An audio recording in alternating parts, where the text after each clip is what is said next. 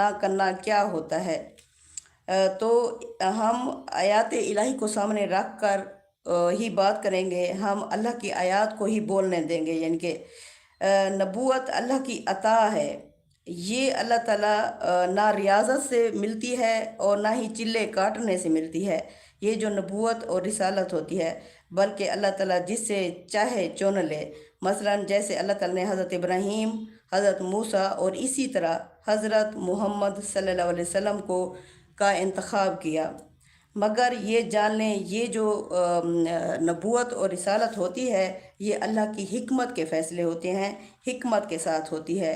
یعنی اس میں نسب نہیں ہوتی کہ یہ یعنی فلاں کا بیٹا ہے تو اسے میں دے دوں، نہیں، بلکہ فلاں کا بیٹا ہے، اگر اس کے اندر خوف خدا ہے، اس کے اندر اللہ کا تقوی ہے، اللہ تعالیٰ اس کو چنیں گے۔ یعنی یہ نسب کی بنا پر نہیں ہوتی اور نہ ہی نجات نسب کی بنا پر ہوتی ہے۔